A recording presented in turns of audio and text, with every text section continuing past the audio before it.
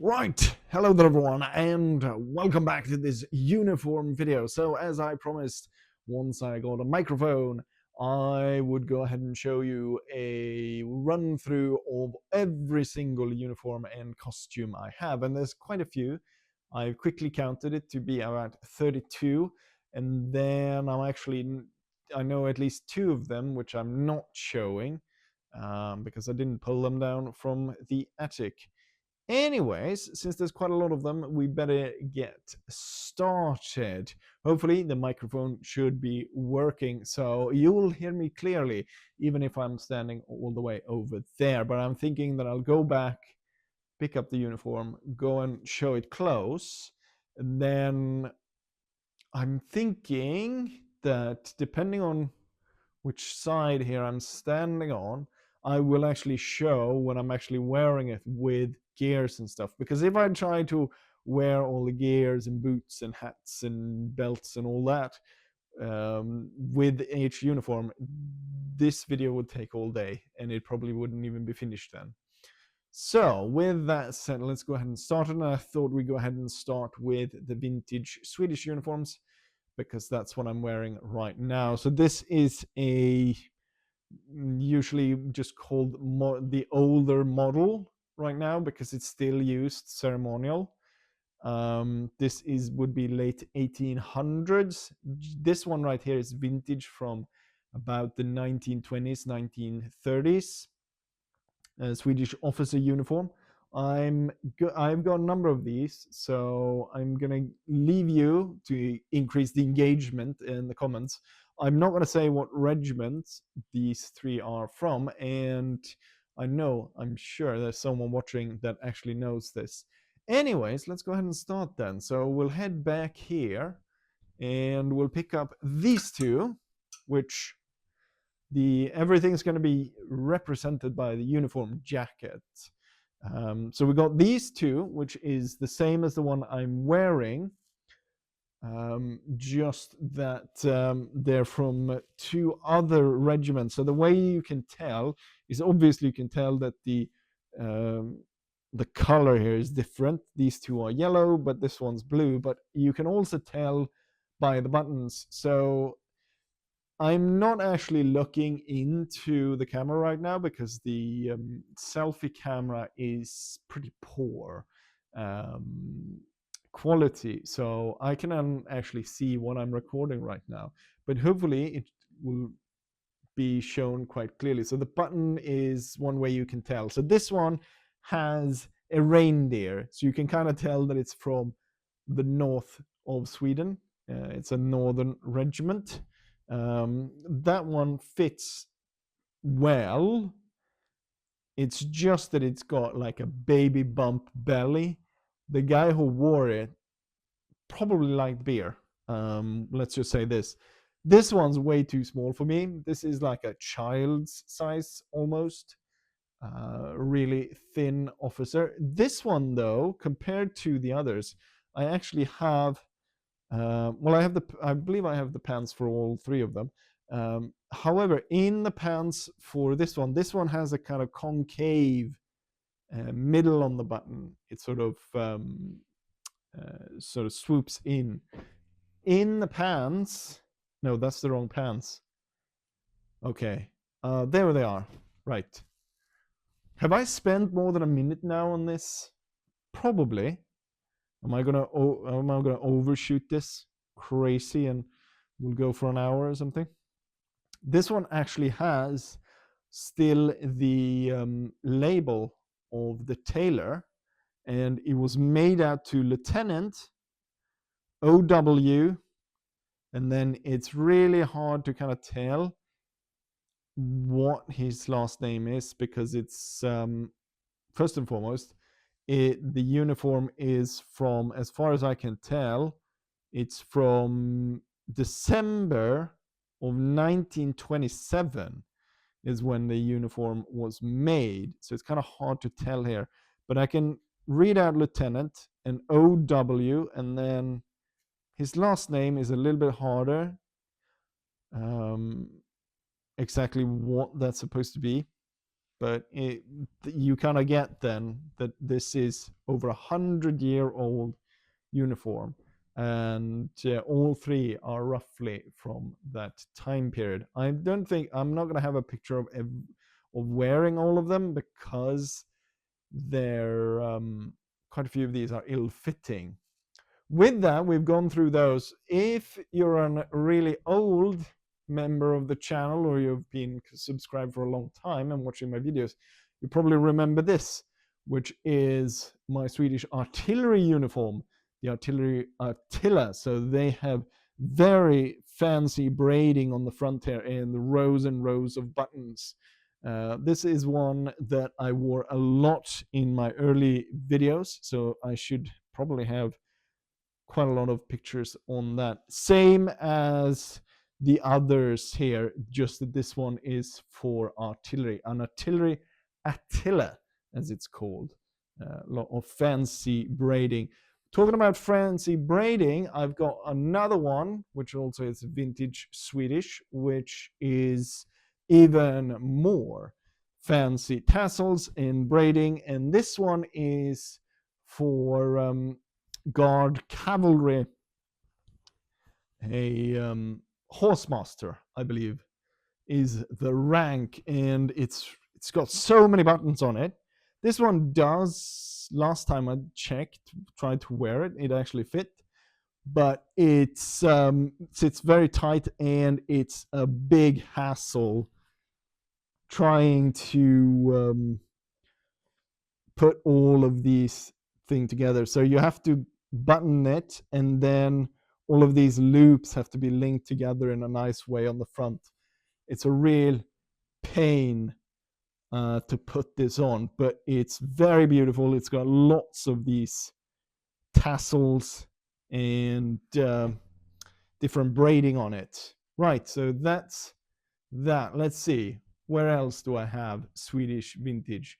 Right, the one I recently wore to the sort of Great Northern War reenactment at Bohus Castle, or fortress actually.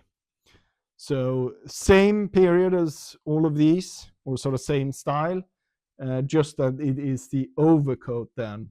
And this one is very nice. I like blue. I've had a gray one, which we're going to show. I wore this one, this gray one, which is the same. Actually, this one is not exactly the same.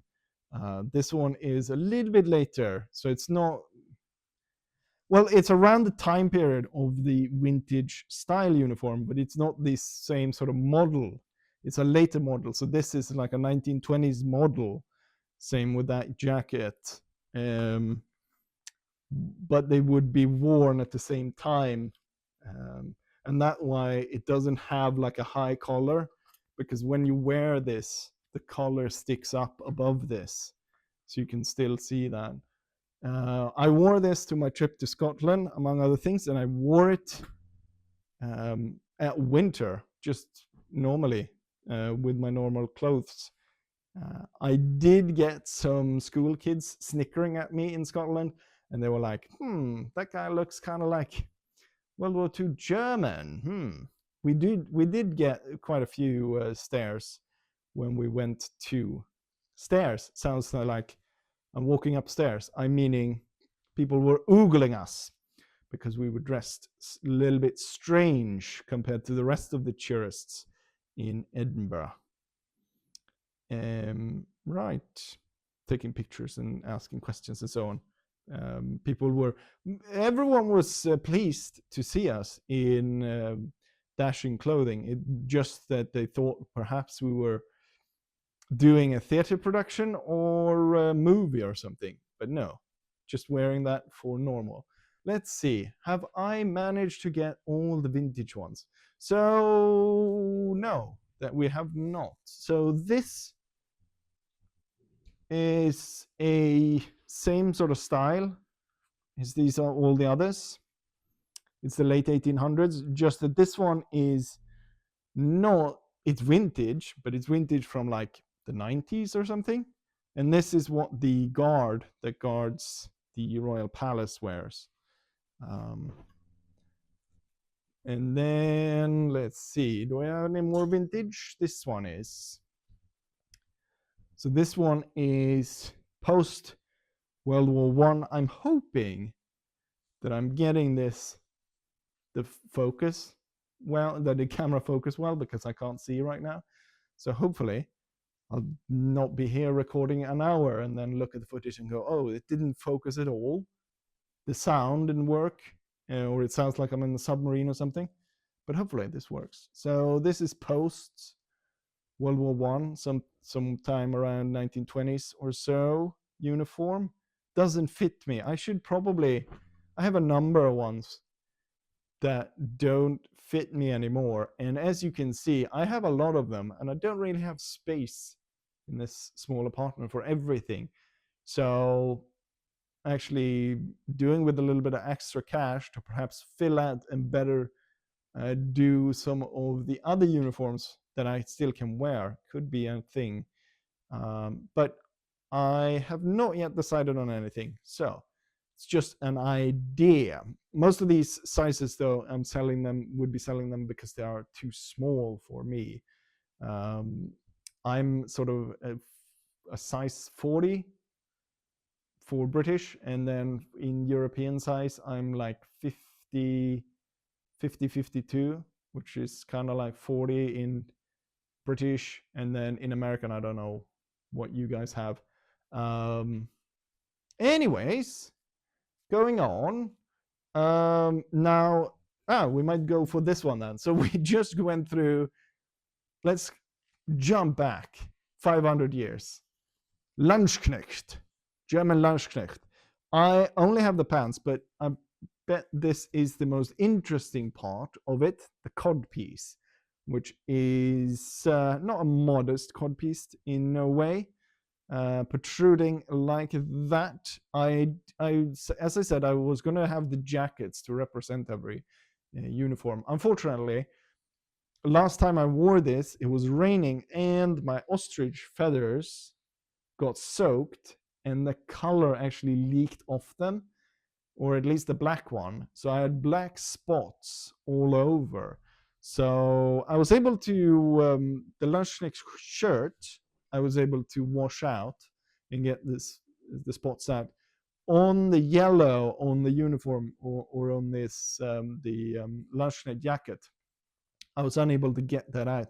So I've actually got my mom to help me replace those panels on the jacket and like redo that. So hopefully that will work out just fine. So Landsknecht, we've jumped very, very broad spectrum here of uniforms and clothing.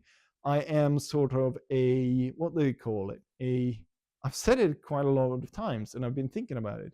A jack of all trades, a master of none. So not fully like up there, like top tier progressive reenactment. And I don't think that's because I'm so widespread in terms of the uniform. That's not really what I'm going for, really. Most of this, I think, and the best niche for me to take is to be more entertaining than obviously I strive to have like the best stuff as much as possible, but it's pretty expensive to have a full like top of the line kit for everything, especially now when I've got, as I said, like 32 of them. Right, Landsknecht. We continue on. Let's go through the rack here. So we've got civilian here. I got this from my brother on my birthday, I believe. Part of it. I think I bought some parts of it. I don't think I've worn this that much or been seen wearing this. I haven't worn this out in public, and I think I wore it for a meme or something. So it's a vintage coat, vintage, and then we have two waistcoats underneath, in case I want to do civilian, sort of that sort of turn of the century. Right, with that we carry on. Shogun 2, one of my favorite Total War games. When that came out, obviously I wanted to be a samurai. As a samurai armor is pretty expensive, so I sort of got for a just the clothing. So I actually made a lot of this myself. I made the pants, which is it is a big hassle sewing in silk. And then so I made the pants, and I made this inner bit as well, the kimono. This is actually blue Thai silk, which is a lot cheaper. And then there's actually two vintage, like 1920s Japanese kimono on the outside, and then I believe this jacket is called a haori.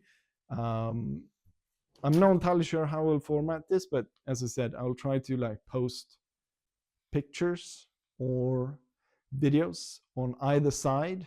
So I will try to put myself on either side here in the corner, hopefully, of the camera, and I will post pictures so you will get a better view of everything. Right, but let's keep it rolling. There's a lot of stuff to be done. Right, this, I forgot this when in my test run. The armor, the medieval-ish armor, which is kind of a mess, but because I started collecting pieces for it without really have a general idea of what I was thinking I was doing, the really based around the helmet, and it comes from medieval 2, where if you get a unit or an army without a proper general, you get like the captain-ish of a regular unit, and he has sort of this sort of bellowed face, sallet.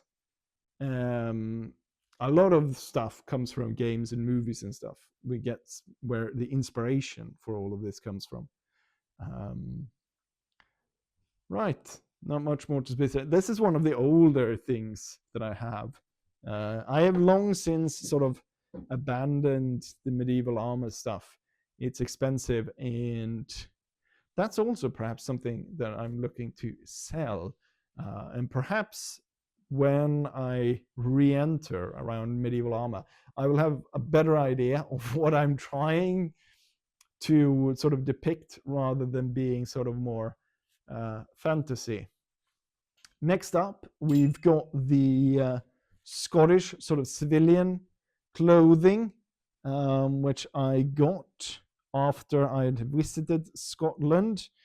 Also, probably of all the uniforms and stuff and historical clothing, that actually gets pretty good response from women viewers, because normally I have like 95% of the viewers are men, and then 5% is young boys using their mother's accounts. For a lot of this, when I wear the kilt, I get a lot more women viewers, up to sort of when it sort of actually flips over. So the majority is actually women viewing those. Not entirely sure what I wanted to say with that, but there we go. Wear a kilt if you want to attract the ladies. Next up, another one that I got from my brother. I can't remember if he gifted me this or if I paid something for it. It's a Russian officer uniform from around 1870s. My brother is more into the sort of Russian uniforms and stuff, and I guess he didn't have room for it, and I, as we can tell, cannot stop from gaining another uniform. I'm not entirely sure. This one also doesn't really fit. I'm guessing it's sort of like a 38 in size. So it's a little bit small, a little bit tight. So I'm not entirely sure if for all the other stuff, I have like pants, hats, and all this stuff. For this one, I only have the jacket. I think I don't have the pants. If I have, I misplaced them, which wouldn't be that weird, because there's a lot of uniforms here. Right, so sort of 1870s Russian uniform. officer. I believe in my video where I did my short video showing off uniforms through the ages, I believe I said there was an infantry uniform, but it's an officer uniform. Russian people corrected me, and yeah. Anyways, let's continue on. So costuming more stuff. So I have decided sort of to cosplay a few different characters, mustache characters, of course. And one of those is, or what I should say is perhaps when I'm not playing Total War, I'm playing Hunt Showdown.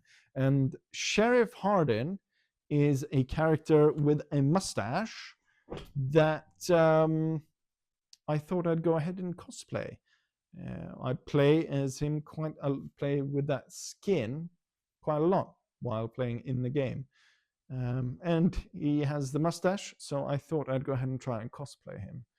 Right, not much more to be said there. I actually entered into Hunt Showdown's cosplay contest last year, and they're Germans who made it, and they worded the email so weird. They were like, you just almost made it into the part where we would be you would end up being in the vote, but it was like you're top 12 almost, or you're almost top 12. And then I think they actually voted on the top 8, but I was almost top 12 or something like that. I can't remember. I remember it was worded really weirdly. Anyways, moving on. Another one thing that I made, so this one is really early. It's probably one of the absolutely first ones, and I made it myself. So sort of medieval tunic with a medieval hood, made sort of in the style of the pretty famous Bockstensman, which is a dude who got murdered and shoved down into a bog and was really well preserved. It was found here in Sweden, and his clothing was well preserved. His hair, even on his head, was really well preserved. And I believe I used a pattern to sew this similar to what he would have worn. I might be able to show the dude and me wearing this, although he wore like brown reddish clothing, I believe. I'm not entirely sure why I chose gray and blue. Moving on, here's another one that's too small for me. I think I've only used this once in like a meme I made. It's a French guard uniform from the Napoleonic Wars. It's way too small. It's like 2 sizes too small, I think, for me. But I think I was able to get it pretty cheap, or it was just like, I just want the uniform. This is definitely probably one of those that I would be selling when I get around to that. Perhaps someday I should really get a Napoleonic uniform. I don't think it's wide enough, but I've got a huge painting there on the wall with Napoleon. Also, Napoleon Total War, we play it quite a lot. Anyways, on to another cosplay character. I really like westerns, spaghetti westerns and western series. This is Al Swearingen from, I was about to say something else, from Deadwood. Now, I don't have the same grizzled face as Ian McShane, but I really like the character, and when I saw that I probably look a lot more like Bullock, so I probably should have done Bullock instead. But yeah, I really like this sort of striped suit with the nice red satin. We'll see about sharing some pictures of me trying to be Al. I guess I would be cast as young Al Swearingen. Anyways, moving on. Perhaps before we go on to the World War I stuff, we've got here, this one is a Confederate officer's uniform, captain. It's really dark blue, which means that it looks black on camera, and it does actually look very black when just here in normal lighting as well. So it was supposed to be for infantry, but because it's so black or so dark blue, it looks black, and black is for the medical corps, or it's like surgeon. Can't remember if I bought this. I don't think I got this for a movie or a game or anything. It's just like the sort of, I got a lot of stuff from the 1800s, and I've got this uniform then. Also a little bit tight on me right now, so that could be one that I'm selling. Moving on, we've got another cosplay. This one is Gangs of New York, another mustached character, Bill the Butcher, or Butcher Bill. Decided, probably the first sort of dip into trying to cosplay movie or game characters. Notice how all of them are mustached gentlemen, which is my signum. Still fits me. Boom, there we have that. An old coat, not really sure what I would say this is, but I remember seeing, there's a French movie, I can't remember what it's called. It's about, like, it's late 1700s, and someone's brought like a lion that they put like this weird cage on, and it goes around attacking people in the countryside. And the bad guy, I remember the bad guy in the end has like a sword that's made out of bones, but it's also kind of like a whip, if I remember correctly. So if you know the movie, you'll comment down below. Anyways, in the beginning of the movie, there's a really cool scene where it's raining, and the protagonist is surrounded by these countryside folks that are about to attack him, and he's got like this sort of coat with multiple layers here up on his shoulders, and a tricorn, and then he's kind of covered his face because he turned it up a little bit, and then he's got a stick and he just punches all these people. And I really thought that was cool, so when I saw a coat like that, I had to have it, and there it is. That's sort of, I guess, more closer to like Halloween-y type costume with that. Anyways, carrying on, we're going back to 2002, and I wanted to mix my obsession with uniform and historical clothing with my support for Ukraine. So I contacted a Ukrainian seamstress on Etsy to make this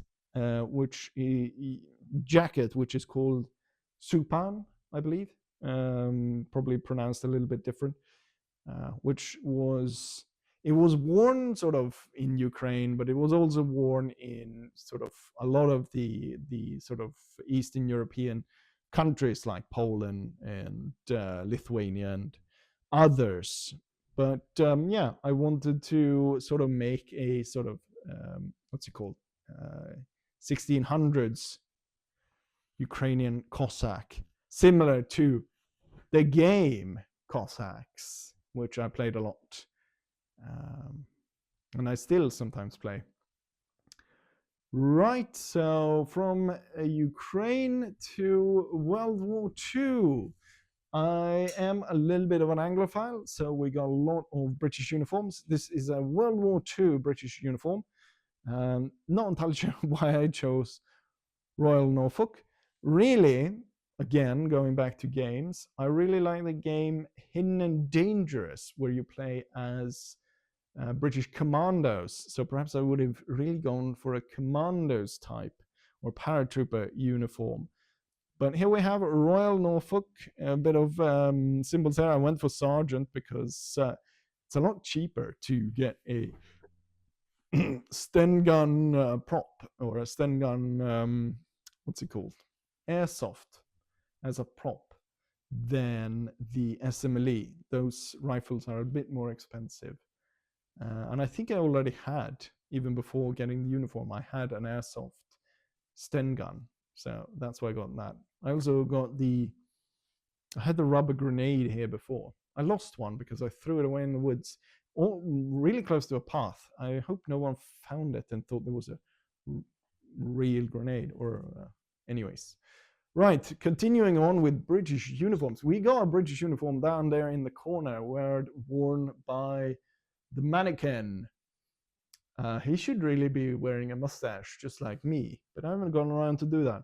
Anyways, British uniforms. This is Napoleonic Wars, but it is the Navy. Really like the series Hornblower, so I wanted a uniform like Hornblower. And so we've got this naval officer's uniform from the Napoleonic Wars. Actually wore that onto the East Indiaman ship that is at anchor in Gothenburg, because I'm weird like that. Hornblower, very good. It's like, if you haven't seen it, it's basically like Sharps, but at sea. Also, I think they were done around the same time. So it's like the same sort of quality on the video and so on.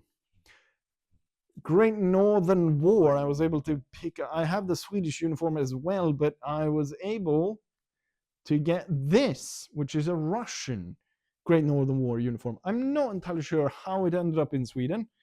I very much doubt anyone has commissioned it here. Picked it up on a sort of secondhand auction site online, and I saw it, and perhaps it's a little bit strange to get the uniform of the arch enemy, but I think that I would be actually more embarrassed of wearing a Danish uniform than a Russian one. But yeah, I believe also that I wasn't sure what uniform it was, but I believe some Russians commented that because I wear the red high stockings with it, knee-high stockings, that it is Tsar Peter's Guard Regiment, I believe. Anyways, carrying on here. Hopefully we are... I'm beginning to be a little bit dry in my throat, I'm realizing here. Since we were on sort of British, let's go for the Anglo Zulu War. Obviously, Michael Caine in Zulu. This is not an officer's uniform, though. This is a regular infantry uniform. I got this one quite recently, obviously, because Anglophile, and I mean, the Anglo Zulu War is iconic, represented here by the jacket. I will put a picture there of me wearing the full thing.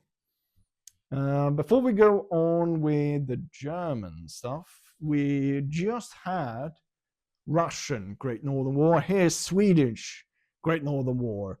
Probably the most iconic Swedish warrior besides sort of the Viking warriors. And there's that. You've seen I've posted quite a lot of content with this. I'm starting to get really tired in my right arm holding them up. I was trying to, early on when I was setting this up, I just used the one rack on the right there, and I was putting them all on, and I started noticing like this is gonna buckle. I'm gonna ruin this setup. I'm gonna split that. I'm gonna split it in two if I keep putting uniforms on it. It was so heavy, and right now we've got a pile that's piled up like a meter high of just all the uniforms on top of each other. I don't know if it probably a wider angle than when I was using the selfie camera on my phone. So perhaps it's actually starting to be visible coming into view here.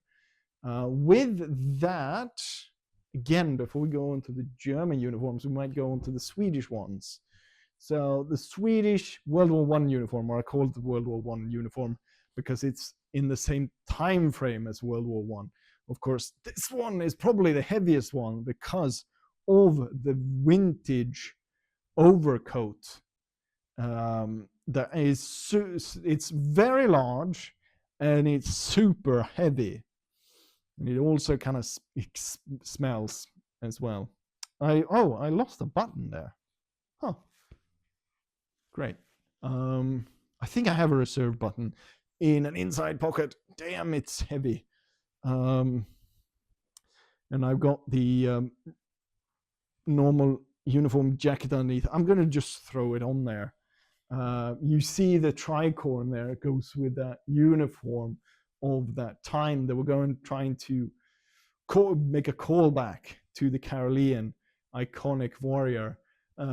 Same as a lot of other armies before World War One, they were trying to bling out, and then the reality hit them. The reality of industrial warfare hit them, and pretty quickly, the necessity of not actually the enemy being able to see your flashy uniforms became apparent really quickly. With that, we don't have that many uniforms left, and hopefully you guys are still watching.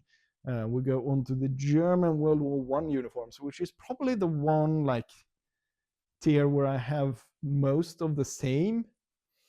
So we got this Ulaner uniform for cavalry, but also worn by the airmen.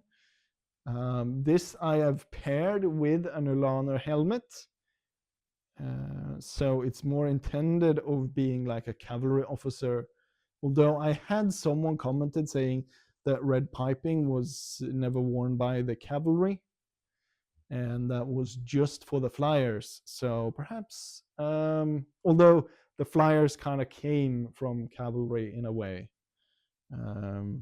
Iron Cross. This one's also a little bit small, or it's a little bit small in the arms. Otherwise, it kind of fits, but it's a little bit short in the arms.